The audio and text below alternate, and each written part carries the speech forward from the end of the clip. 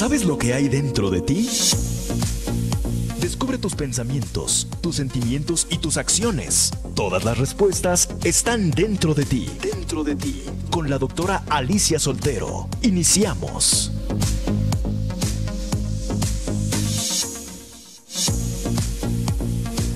¿Qué tal? ¿Cómo está mi reina? ¿Qué tal? ¿Cómo le va? Bienvenido a su programa Dentro de Ti. Estamos tras los micrófonos, sus psicoanalistas de la radio, Gabriela Maldonado y su servidor José Luis Samarripa. ¿Qué tal, Gaby? ¿Cómo estás? Muy bien, José Luis. ¿Tú qué tal? Aquí medio desacostumbrado con los intros, con los inicios, ¿no? Jugándole un chascarrillo, ¿no? A costillas de la ausencia de la doctora. Vamos a estar cubriéndole el día de hoy, vamos a estar hablando del punto de vista psicoanalítico de las cosas. Hoy vamos a hablar un poquito sobre cuál va siendo el papel de la madre, ¿no? Porque pareciera que a todo le vamos apuntando a la madre. Que si uno se siente mal, es porque mi mamá no me quiso. Que si uno no tiene pareja, es porque mi mamá tal. Que si uno, todo se lo podemos atribuir a la madre, ¿no? Y esto, pues no es una cuestión de saña, ¿no? Realmente es muy importante el papel que va teniendo la mujer, el rol de madre, dentro de la familia y dentro de nuestra organización psíquica, ¿no? Imagínese, ahí está puesto el deseo de nuestra concepción, en un primer momento, podríamos decir, ¿no? Compartido tal vez con el padre, pero principalmente en la madre, ¿no? Si la madre no quiere que nosotros nazcamos, no nacemos. ¿Cómo le hagamos? ¿No? O por más que queramos, no hay forma. Entonces, imagínense nada más todas las implicaciones que tiene para nuestro desarrollo como personas, ¿no? Que justamente en el deseo de la madre es en donde empezamos a existir en un primer momento como personas. Antes de nacer y sin necesidad de ponernos metafísicos ni espirituales, está el deseo en esa mujer y es por eso que nosotros podemos tener un lugar en este mundo. Claro, que efectivamente se toma de pronto como si fuese un echarle la culpa a, ¿no?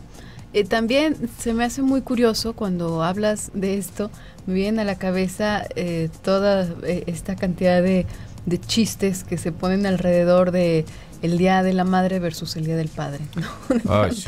De pronto sí, efectivamente esto se hace tan fuerte, esta tendencia se hace tan fuerte que efectivamente hace mucho más ruido el Día de la Madre, porque no es que vayan no es que estén compitiendo los lugares, no deberían de competir los lugares de mamá y papá, y que gane uno por encima del otro, pero efectivamente aquellos conflictos, sobre todo los conflictos muy fuertes que se tienen a propósito de la imagen materna, son verdaderamente importantes, son verdaderamente, y pueden llegar a dejar cicatrices verdaderamente profundas, ¿no? Aún en aquellas personas que declaran, porque hay personas que así lo declaran abiertamente, ¿no? Que su relación con la mamá fue pésima, pero que eso realmente no les importa, que la persona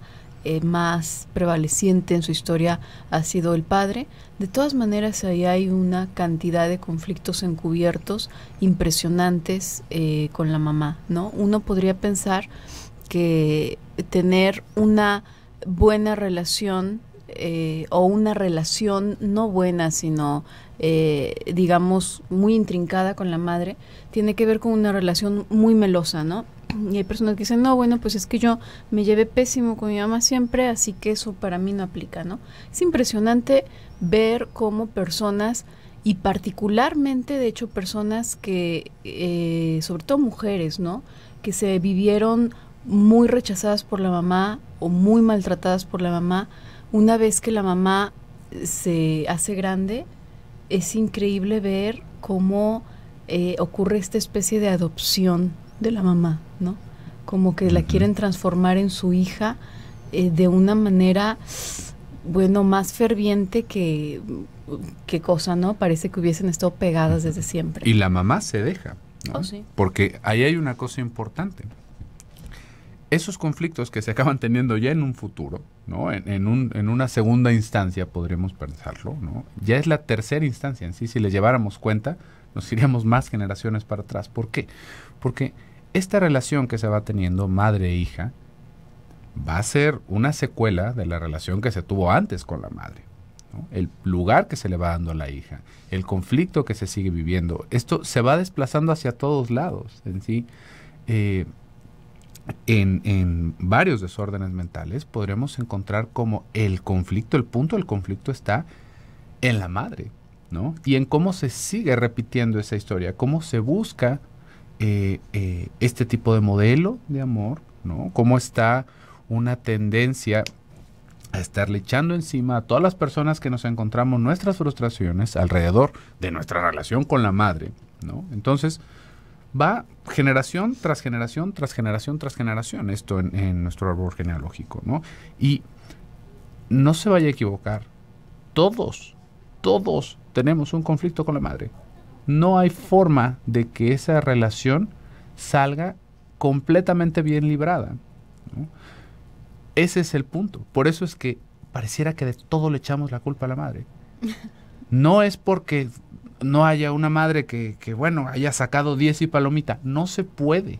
No hay forma. No, ni tampoco depende todo de ella, ¿no? Más bien depende también de cómo la persona en particular resuelve el conflicto. Por supuesto, ¿no? Y efectivamente, ¿no? Digamos como por la gravedad, pero no por la aparición o desaparición de un conflicto, porque conflicto siempre va a haber. Claro. ¿Sí ve? Siempre va a haber ese conflicto. Entonces, ahí tendríamos que entender cuáles van siendo las dinámicas que realmente van afectando de una manera, como podríamos pensar, duradera, nuestro psiquismo, ¿no? ¿Cuáles son las cosas que nos van dejando heridas profundas, que van generando cicatrices de esas que quedan gordas, ¿no? Y dolorosas y que nos duran la eternidad ahí, nos van recordando constantemente nuestro dolor, porque conflicto siempre va a haber. Y en ese conflicto no podríamos, ¿cómo lo podríamos decir? No podríamos tener un parámetro como para todos, ¿no? Oye, si tu mamá no te puso un nombre bonito, entonces ahí ya tenemos menos tantos puntos. Si no te festejaron tu cumpleaños número 1 y tu Navidad, menos tantos puntos. No funciona así el asunto, ¿no? Cada quien lo va viviendo diferente, pero esto podríamos entenderlo otra vez. ¿Cuál fue el deseo de nuestra madre de que nosotros estuviéramos aquí, ¿no? ¿Fue un deseo conjunto con el padre? Ahí es en donde ya empezamos a entrar los hombres, ¿eh? Si nos van escuchando, ya nos dieron chance de entrar al cuadro ahí en eso, ¿no? Pero si está el deseo, ¿es un deseo conjunto? ¿Fue una cosa de dos, ¿no? Es un amor materializado en una personita, ¿no? Que se quiere que llegue al mundo. ¿O es un deseo egoísta, ¿no? En donde es en yo quiero tener más, ¿no? O me quiero llenar de niño, ¿no? Como algunas personas lo van expresando. Entonces, partiendo desde eso, hay un montón de cosas que pueden suceder con nosotros y que nos pueden traer problemas y beneficios. Sí, y esto que dijiste ahorita, llenar de niño, que quizás algunas personas pueden escucharlo como de niños, ¿no? Me quiero llenar de niños. No, de niño. Es una cosa muy real, es una experiencia muy real de muchas mamás y muy, muy impresionante, ¿no? Que habla precisamente, nos deja muy claro de a qué nos referimos cuando hablamos del deseo, de cómo el deseo de un hijo parte de un deseo narcisista, no asumiendo que el deseo narcisista es algo malo, pero sí muchísimas mamás reportan esta sensación de completud, como de estar llenas, así como a gusto, cuando tienen a la criatura en el vientre. Y luego de que la criaturita nace, sí, por supuesto que hay una alegría, una felicidad, pero como que se siente la falta, muchas de ellas sienten la falta de tener algo, otra criaturita otra vez adentro del cuerpo. Vamos a ir a un corte y regresamos.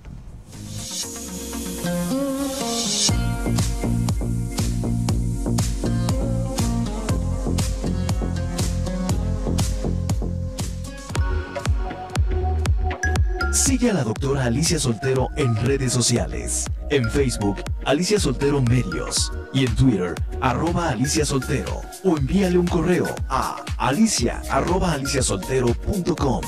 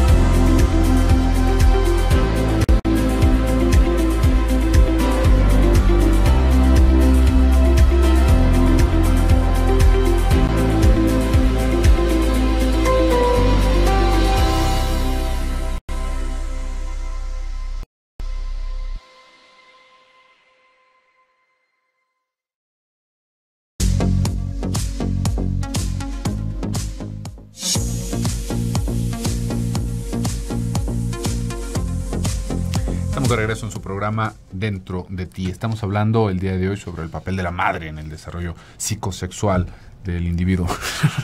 No se cree. Estamos hablando del papel de la madre. Vamos dejándolo hasta ahí. Les recuerdo nuestros teléfonos en cabina. Tenemos el 30 y... Uy, ¿ya no está? ¿Ya tenemos teléfonos en cabina? Aquí ¿ya nada más es el puro WhatsApp? No, sí. ¿Sí o no? Ver, no, le voy a pasar el WhatsApp. Sí. Lo tenemos acá. No, ya es distinto. Le voy a pasar el puro WhatsApp, que ahora estamos en la modernidad. Es el 33 10 19 07 12. Mira, ahí estoy viendo arriba teléfonos de 31 22 11 90.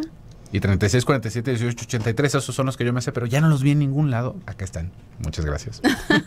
Ya desacostumbrados. Ya desacostumbrados. De regreso a la escuela de locutores. Pero bueno, antes del bloque comercial, Gaby, estábamos hablando sobre esta idea de estar llena de niño, ¿no? Y esto es un tema muy profundo alrededor. No lo de estar llena de niños, sino el deseo de la madre. Digamos como ese impulso que muchas personas van entendiendo como el reloj biológico. Ese reloj biológico no es así como lo entendemos. El reloj biológico, si lo viéramos desde un aspecto de vista como más naturalista, es esa calentura adolescentil que se empieza a sentir como eso de los 13, 12, 15 años, dependiendo de cómo es el desarrollo de la mujer, ¿no? Si estamos pensando en eso. ¿Por qué? Porque la mujer llega a un momento en el que está lista para poder procrear.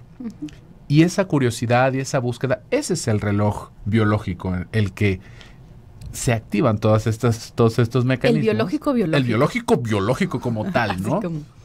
A los hombres nos puede llegar un poquito después, y esto también, por eso es que es biológico, porque los hombres, si lo vemos como animales, ¿no? Tardamos un poquito más en desarrollarnos, en tener la fuerza necesaria para poder competir con en todos estos aspectos de la vida sexual.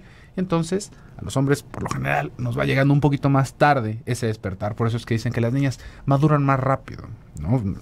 Es eso. Ese es el reloj biológico. Pero el otro reloj biológico que vamos imaginándonos, el social, ¿no? El que le dijimos que es el reloj biológico, porque luego ya de repente si algo nos da pena, Gaby, decimos, es la naturaleza. Sí.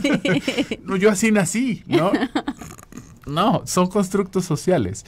Ese reloj biológico, que no es biológico, es cuando ya estamos sobre los 30 y 40 y tantos, y de repente nos llegan estas ansias infames de tener familia si no la hemos tenido, o de volver a tener hijos si ya los tuvimos en algún momento. Pero bebé, pero yo quiero un hijo, pero ya tienes hijo. Sí, pero chiquito. Es que un bebecito, una niñita.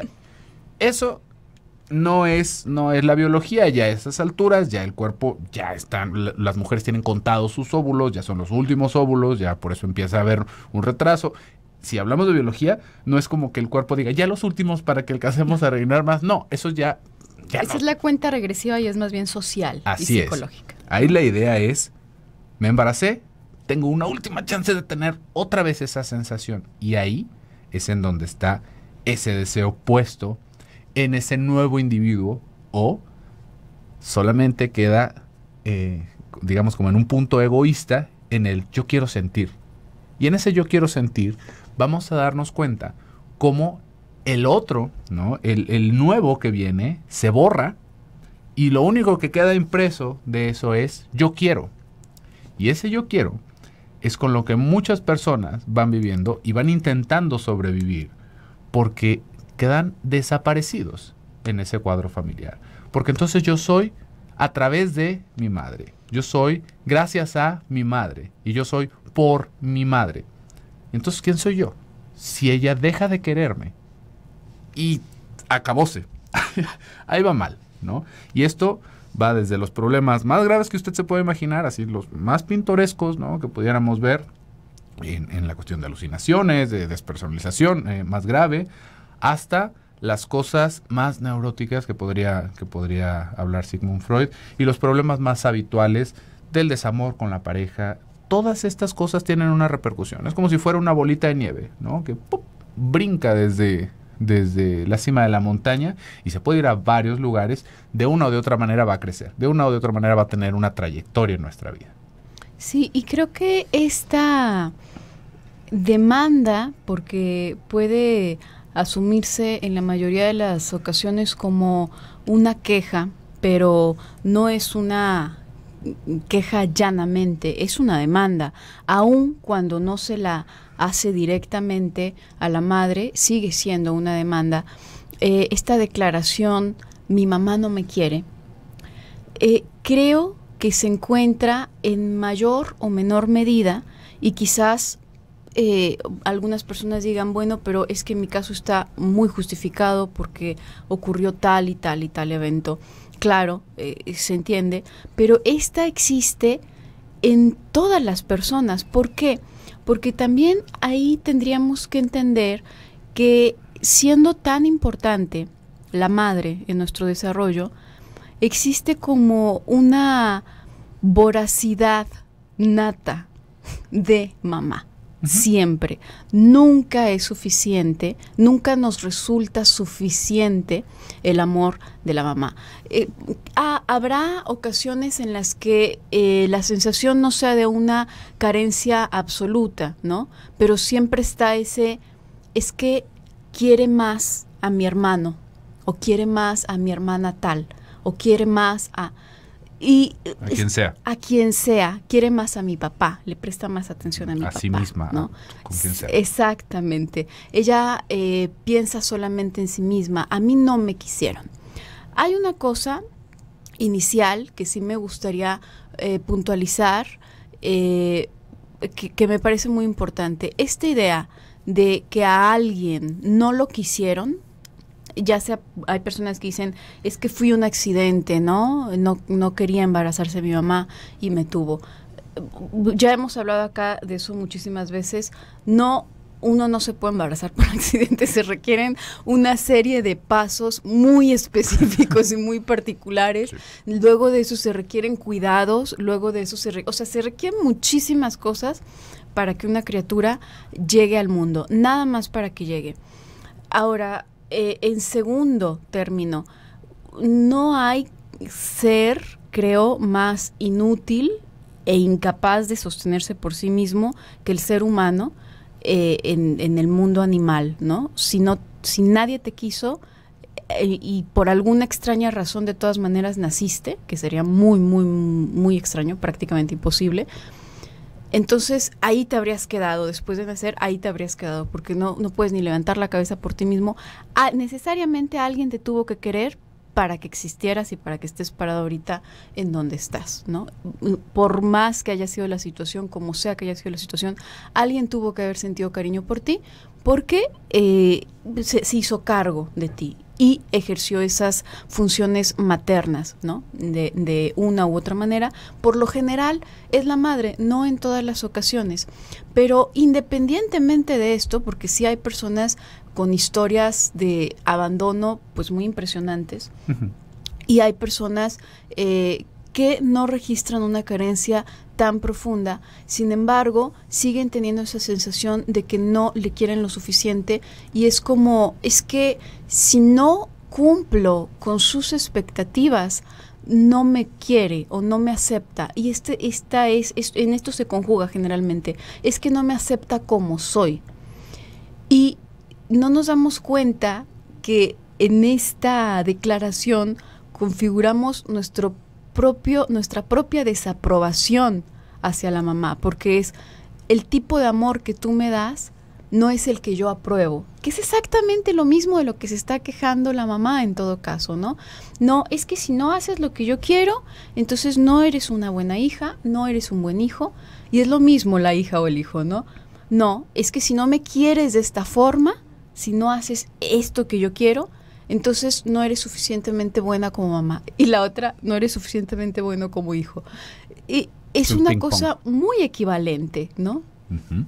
Y que también en ese mismo sentido, ¿no? De lo que vamos exigiendo y de lo que vamos pidiendo a la madre, es que lo vamos a montar sobre una pareja. Y hay que entender esto, ¿no? Esta inconformidad con la madre no es que sea algo negativo que tengamos este tipo de cosas en nuestra familia. ¿Por qué? Porque esa inconformidad es justamente lo que nos va a permitir relanzar nuestro hacia otro lado, ¿no? Porque, así como tú ya lo dijiste, Gaby, nunca va a ser suficiente para nosotros. Ese nunca va a ser suficiente es porque nosotros estamos ahí medio entrampados en nuestra manera de existir como personas, que si fuera suficiente algo, nos morimos.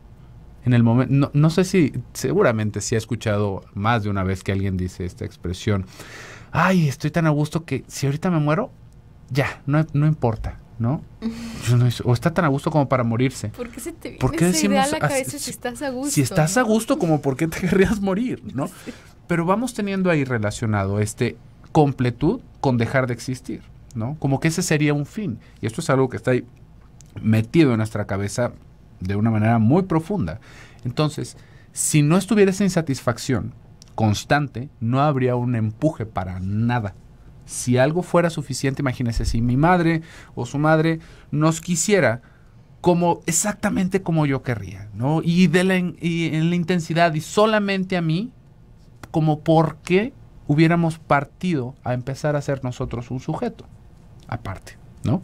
Seguiríamos siendo parte de la madre. Estaríamos como amalgamados, porque esa es la única forma y ese es el mito por el cual vamos nosotros teniendo esta idea de que el amor no es suficiente, porque pensamos que en algún momento éramos uno mismo, y eso nunca sucedió. Vamos a ir a un pequeño bloque comercial, en un momento regresamos.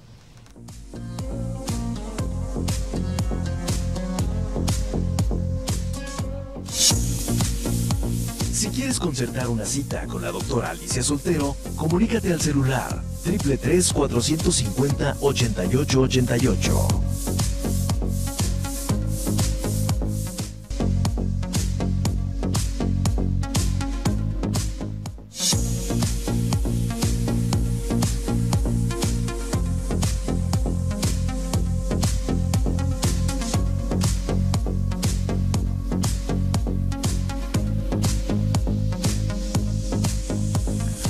Estamos de regreso en su programa Dentro de ti. Perdón, Dentro de ti. Disculpe que no habíamos contestado los WhatsApp, aquí había un problema técnico y de repente se nos dejaron venir todos como avalancha. Muchísimas gracias a todas las personas que nos escuchan y que nos recuerdan y que les da muchísimo gusto que estemos ahorita juntos porque seguimos viniendo en colaboración, pero venimos uno y uno. Exactamente. Vamos haciendo relevo acá para que se siga pensando un poquito con el psicoanálisis. Y hay varias participaciones, vamos a intentar rescatar algunitas para conglomerar la opinión en general, porque estamos hablando de lo mismo y las participaciones van por donde mismo, ¿no? Podríamos pensar. Por ahí alguien nos estaba diciendo que el tema le iba cayendo como anillo al dedo, muchas personas se van sintiendo identificadas con esto que estamos hablando y hay una pregunta ahí de fondo. ¿Cómo le hago para dejar de ser la mamá de mi mamá? ¿No? Esto es algo que, mire, si nosotros le andamos rascando en todas las chucherías que salen alrededor de la psicología y de la superación personal y de lo que usted guste, la idea es que hay un ¿cómo le hago? Si no estuviera en nosotros esa idea de que hay un ¿cómo le hago? Porque bueno, esa es la manera en la que nosotros vamos viendo que funciona el mundo. Si un carro se le poncha una llanta, ¿cómo le hago para cambiársela, ¿no? Para que siga funcionando? Si yo estoy enfermo, ¿cómo le hago para dejar de sentirme mal, ¿no? Esta es la pregunta constante, pero fíjese cómo ya cambió alrededor de nosotros, porque con los objetos decimos ¿cómo le hago para que siga funcionando? Y con nosotros, la mayoría de las veces es ¿cómo le hago para dejar de sentirme mal? No es en esta idea principal de cómo le hago para entender lo que me está sucediendo, ¿no? Que ya sería una cuestión muy distinta, o cómo le hago para continuar, ¿no? Para seguir adelante, sino la idea es cómo le hago para que me deje de doler. Y en esto es en lo que se van planteando muchas preguntas alrededor de nuestro psiquismo. ¿Cómo le hago para dejar de ser la mamá de mi mamá? Podríamos pensarlo así como el chistecito de doctor, soy alcohólico, ¿cómo le hago? ¿No? Deje de tomar, ¿no?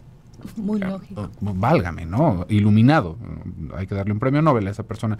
Pero si se fija es una trivialidad preguntar ¿cómo le hago para dejar de hacer algo? Porque pues la respuesta es deje de hacerlo, ¿no? Acá hay que entender cómo en cualquier circunstancia que nos hallemos, estamos ahí porque queremos, consciente o inconscientemente. Nosotros no podemos estar involucrados en nada que no queramos de alguna forma. Ahí va empujando nuestro deseo. Así como estábamos hablando del deseo de la madre, y tú lo estabas poniendo muy claro, Gaby, con lo de los embarazos, de que no hay forma de embarazarse sin querer, ¿no? Hay algo que nos va empujando. Luego de repente ya escuchamos estas historias. No, es que no sabíamos que nos íbamos a embarazar. Vamos, a menos de que sea usted de alguna tribu pigmeo, ¿no? Se la creería.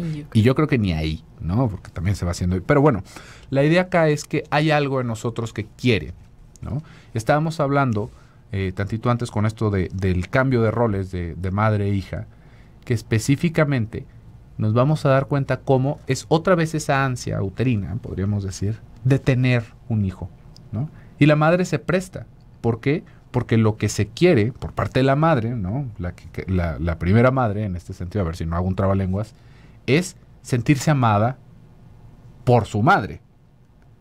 Y nosotros, en ese círculo raro, también queremos ser amados por nuestra madre. Entonces, para yo obtener el amor de mi madre, la trato como ella quiere ser tratada.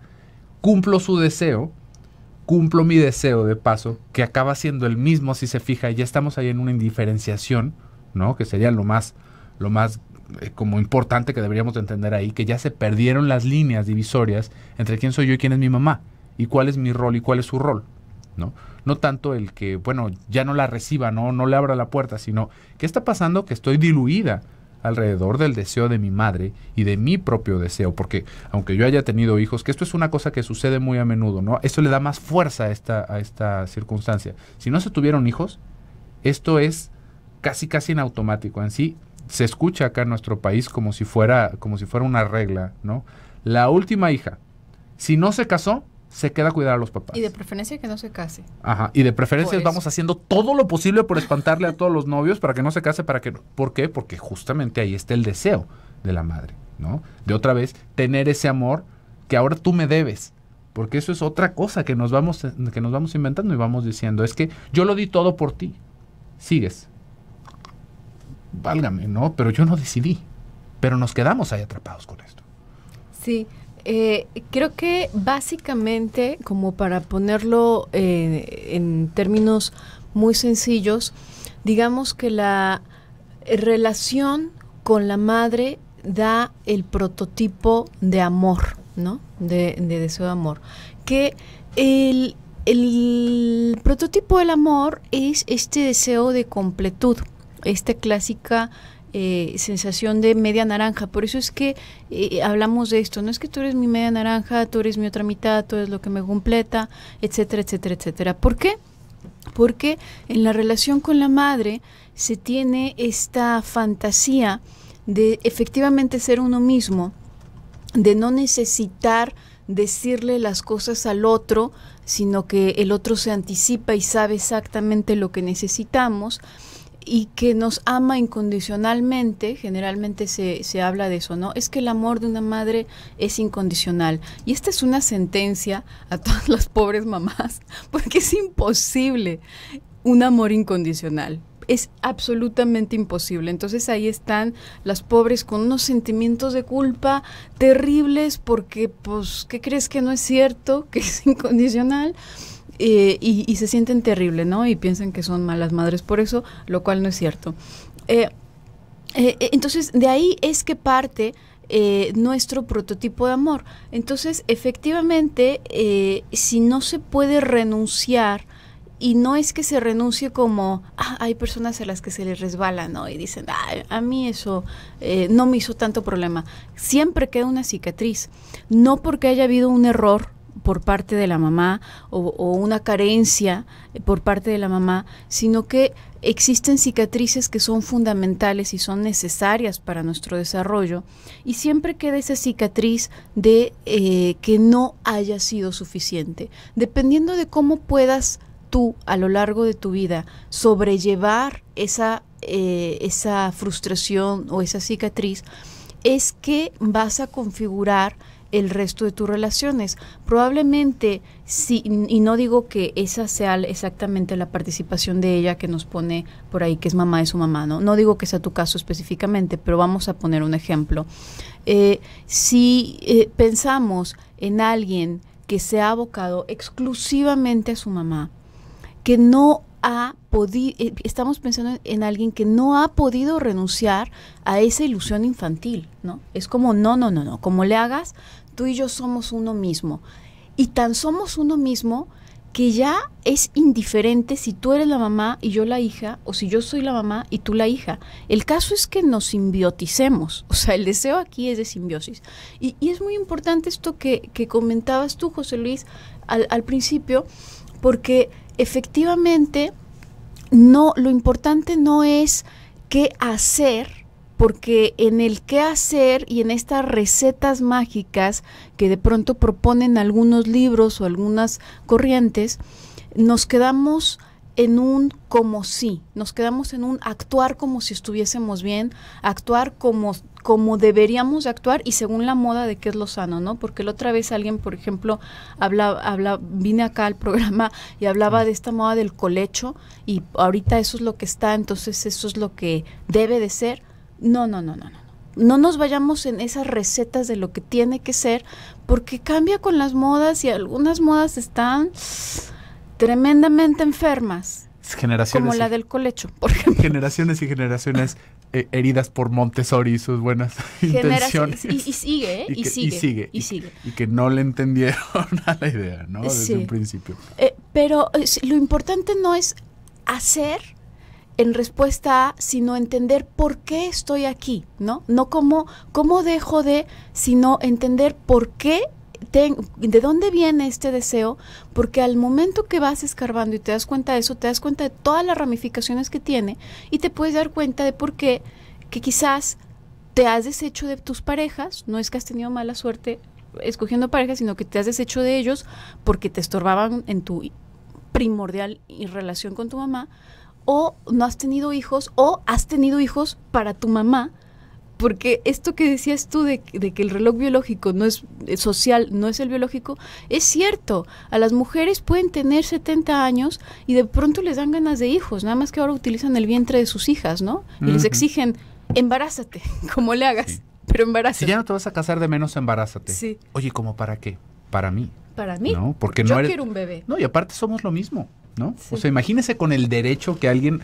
Voy a usar tu hasta vientre. Nuestra madre no debería de tener esas libertades, ¿no? ¿Quién con qué derecho nos dice embarázate? Claro. Y esto es una historia que escuchamos una y otra vez, no es que se lo estemos inventando, ¿no? Y seguramente usted conoce más de alguien. Por acá nos están diciendo, Gaby, también, que bueno, pero ¿y qué si nuestra mamá no nos quiso? La cosa es seguir adelante, ¿no? Ay, si fuera tan fácil el asunto, ¿no? Imagínese. Y difícil que no te hayan querido. no, y es ya de entrada, ¿no? De que no te hayan querido. Pero imaginemos que con todo esto te quisieron lo mínimo, ¿no? Lo mínimo necesario para que uno no se muera de hambre y de frío cuando es un moco todavía, ¿no? Imagínese que fue lo menos. ¿Cómo le hacemos para seguir adelante? Vea las civilizaciones que han crecido alrededor, religiones intentando explicar por qué estamos aquí, ¿no? El impulso científico de buscar en el espacio los inicios de la vida, todo esto es esa misma pregunta de ¿y yo por qué nací, mamá? ¿Alguien me quiere? ¿Alguien me ¿Alguien quiere? me llamó aquí? ¿Habrá un Dios? Mi mamá quería que viniera, mi papá sí quería tener hijos.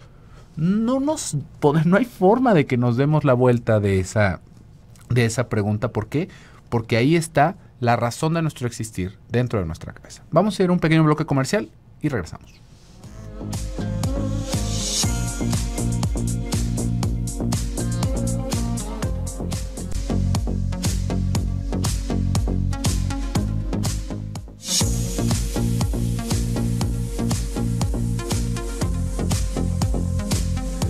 Estamos de regreso y estamos en el último bloque del programa del día de hoy. Qué gusto se siente aquí el flujo de tiempo, ¿no, Gaby? Ay, sí, los cortes están muy en orden, porque... Muy en orden y con tiempo suficiente para poder llevar una conversación. Sí, exactamente. Muy a gusto, ¿no? Porque no se acuerda... Sin estar con por ese ahí, cortado de hoy. en tiempos pasados que regresamos, ¿no? Y Aquí está bastante a gusto. Esto es algo que me gustaba mucho de estar aquí. Y le recuerdo, apúntese, todavía tiene tiempo para el CD de la semana. Ya las personas que nos lo han pedido por WhatsApp, ya acá nuestra telefonista nos está ayudando para recopilar todos sus nombres, pero se lo recuerdo, todavía tiene algunos momentitos para poder entrar en este premio. Nos dice una persona anónima: tengo un hijo de 44 años y hace poco me operaron y ni siquiera se preocupó en llamarme para saber cómo estaba y me siento dolida por su actitud. Él solo llama cuando ocupa de nosotros, sus papás, y cuando nos habla solo nos reprocha cosas. Tuvo una infidelidad de parte de su esposa y yo siento que es por eso, que es así. Tiene 3 hijos y no me gustaría que sus hijos se empiecen a comportar igual que él. ¿Qué es lo que puedo hacer? ¿Qué es lo que puedo hacer para que él se deje de comportar así? O otra vez, ¿no? Regresamos con esta idea que estábamos ahí sobando en el bloque pasado. Esta idea de cómo le hago para que me deje de doler o cómo le hago para que deje de suceder. Otra vez, ¿no? Que le podríamos decir, ya no le dé, señora, ¿no? Ya no haga. Pero ahí intentemos hacer un análisis acá medio somero, porque pues, es una participación por teléfono, pero vamos a entender cuál es el dolor en esta declaración, ¿no? Nosotros escuchamos que alguien se queja de eso y lo que muchas veces podemos pensar es qué hijo tan malagradecido, ¿no? Es que la mamá y lo está dando todo y por qué le va a pasar lo mismo a los hijos y seguramente por eso es que está divorciado y todas estas cosas. Fíjese cómo hablan de nuestro remolino de sensaciones y de necesidad de justicia, de que a nosotros nos pasó algo similar, de que nosotros quisiéramos que fuera diferente, pero en el fondo esta persona está expresando la misma demanda que estábamos hablando desde el principio, ¿no? No me quiere como quiero que me quieran, ¿no? No me está dando lo que yo necesito. Y esto es lo mismo que le estamos reclamando a nuestra propia madre y se lo acabamos reclamando a las demás personas. Porque también hay que recordar, ¿no? Esta persona de 44 años, ¿quién la educó? ¿De dónde sacó esas ideas? ¿De dónde sacó esas formas? Y uno puede decir, no, creció y se tuvo muy malas compañías. No, no va por ahí, ¿no? Y hay que ver que muchas cosas de esto del que el hijo sea un malagradecido, en muchos casos va de entrada por el papel protagónico que quisiéramos tener en la vida de todos, ¿no? Porque soy tu madre y me cae como patada al hígado que no me pongas toda la atención que quiero. Y por otro lado, vamos viendo cómo dentro de nuestra misma educación pudimos haber generado esta idea de omnipotencia en el propio hijo, ¿no? En el que tú no me necesitas agradecer, tú no me necesitas dar nada. Tú te lo mereces todo porque tú eres yo. Porque tú eres yo, otra vez, ¿no? O sea, ni siquiera fue como que le diéramos un premio a alguien, nos lo estábamos dando a nosotros, ¿no? Sí. Porque en el momento en el que decimos yo le doy todo a mis hijos, no es que se lo estemos tirando a la cañería o que lo estemos mandando a África. Se lo estoy dando todo a mis hijos. ¿Ve? No hay así como hay una cosa de desprendimiento total como lo queremos pensar, ¿no? Son mis hijos, son mi forma de existir en este momento porque yo soy madre de todas estas personas, ¿no? Miren cómo los tengo de arregladitos, miren todo lo que trabajo, ¿no? Entiéndanme y quiéranme por eso. Esa es la queja, esa es la demanda que está detrás de estas cosas, ¿no? Así, le digo, por encimita, pero hay que entender desde dónde vienen nuestras quejas, desde dónde viene nuestro lamento, ahora sí para saber en dónde estamos parados, porque por supuesto que esto se va a volver un problema, ¿no? Sea por una cuestión o por la otra, ¿no? Sea por este protagonismo, sea por una cuestión de la crianza, sea por cualquier cosa. Hay un dolor en nosotros y ese dolor solamente lo vamos a poder desanudar, solamente vamos a poder continuar adelante hasta que nos conozcamos y a partir de eso empecemos a hacer otras cosas. Sí, y pienso que difícilmente, digo, si la situación es que recién tuviste una cirugía,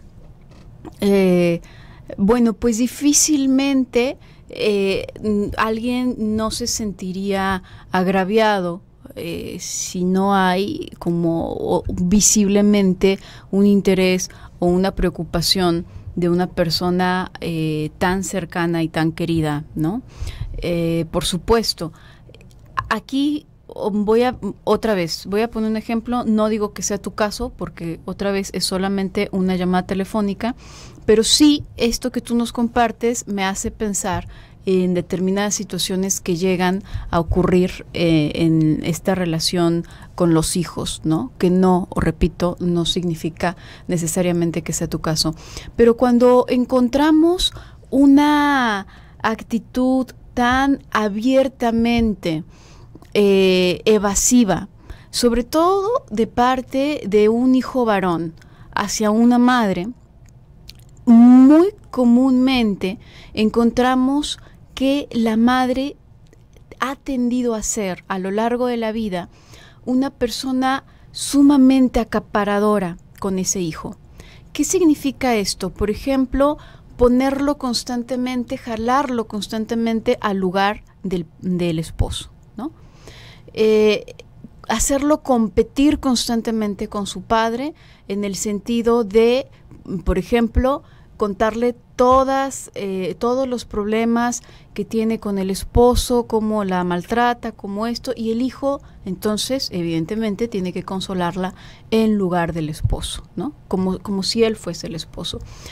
¿Qué ocurre? Que para lograr hacer una diferenciación, y hace un momentito alguien preguntaba ¿cómo dejó de ser la mamá de mi mamá? Y en el caso del hombre es algo más similar a ¿cómo dejó de ser el esposo de mi mamá? ¿No? Para lograr, la única manera de lograr hacer una separación, que es lo sano, tener una cierta separación, es con un método tajante y un método como estruendoso, ¿no? ¿Por qué? Porque va en proporción a la demanda tan aplastante que hacen este tipo de mamás sobre los hijos. Entonces, la única forma de quitarse de encima, la única forma que tiene algunos muchachos de quitarse de encima a esta mamá es violentamente, ¿no? O sea, violentamente no lo digo así como en concreto, sino haciendo estos movimientos de, ¿sabes qué? No quiero saber nada de ti, ¿no? Y hay hombres que hacen eso. ¿Sabes qué? Ay, no te me acerques, me da vergüenza que vengas a recogerme a la escuela, me da vergüenza que me des beso, no, quítate, hazte un lado, porque si no, bueno, pues lo tuvieran ahí, pues como esposo constantemente, ¿no? Entonces, es muy importante cuando encontramos una situación en una relación interpersonal que no nos gusta, no ponernos a ver, porque es muy fácil ver aquello que consideramos son faltas o errores del otro, sino ponernos a ver qué es lo que nosotros estamos haciendo, porque una relación no se configura de una manera unidireccional, o sea, no viene únicamente de parte de una de las personas, ¿sí? Sino que hemos generado juntos este tipo de interacción. Entonces, ¿qué es lo que yo estoy haciendo? ¿Por qué es más importante esto que ver lo del otro? No por una cuestión moral de primero ve tus propios defectos antes de señalar. No por una, definitivamente no. ¿Por qué? Porque yo no puedo hacer nada porque el otro se modifique. A duras penas podemos hacer cosas para nosotros modificarnos poquito. A duras penas. Para que el otro se modifique no podemos hacer absolutamente nada. Entonces nos conviene más ver cuáles son nuestras cartas en el asunto, porque de esas al menos tenemos cierto dominio, podríamos llegar a tener cierto dominio. Entonces esto es importante. También la parte donde menciona la esposa me hace pensar, otra vez anónima, no digo que sea tu caso, pero me hace pensar en esta clásica de muchas mamás, ¿no? El problema es su mujer. Si no fuese por su mujer, o sea, él me ama y siempre fuimos uno y siempre tuvimos una relación, pero cuando llegó esta mala mujer, ella lo pudrió, ¿no? Entonces, ahí podemos pensar, claro, sí es cierto que es mala porque miren, aquí está, le fue infiel, lo que sea, pero está una sensación como de competencia con ella, ¿no? Con la mujer. Y no tendríamos que estar compitiendo con la esposa del hijo, porque la esposa tiene un lugar, la mamá tiene otro lugar, tu esposo tendría que tener un lugar en tu vida y tu hijo otro muy, muy distinto, ¿no? Uh-huh. Y ahí, si pensáramos, ¿no? Realmente, ¿cuál va siendo, como por trazar, o esto que hemos estado hablando, ¿no? De digamos, como la importancia de la madre, ¿cuál sería ahí el punto de quiebre? El punto de quiebre, de entrada, es que la madre pueda desear otra cosa Exacto. que no sea esa completud a través de los niños. Y esto no es una tarea fácil, no es algo que se dé en las rifas ni en las kermeses, esto no viene así. Y el papel ahí del hombre, ¿no?, del padre, es prestarse tal cual, como otro objeto de deseo, para jalar a la mujer, para recordarnos, señora, que el hecho de haber parido a un chilpayate o a 15 no es que nos haya negado nuestra existencia como mujer o como persona. Somos madres en función, no somos madres en identidad como tal. Y si esto se vuelve tan fuerte como para que en eso se vaya basando nuestra identidad, no le estamos haciendo un bien a nadie. No es que nos estemos dedicando 100% a ser madres, no. Estamos dedicándonos 0% a hacer cualquier otra cosa productiva con nuestra vida y con nuestro propio deseo. Y estamos atrapando a los hijos y a las personas a nuestro alrededor en el intento. Vamos a ver. Luis, también número del 1 al 9. Del 1 al 9 al 9. Carla Alejandra se lleva, ¿qué se lleva? ¿El CD? El CD de la semana. Ok, bueno, pues muchísimas gracias por sintonizarnos. Nosotros vamos a estar aquí el próximo viernes. Yo soy Gabriela Maldonado. Yo soy José Luis Amarripa. Que tenga muy bonito fin de semana y nos escuchamos en 7 días aproximadamente. Que le vaya bien.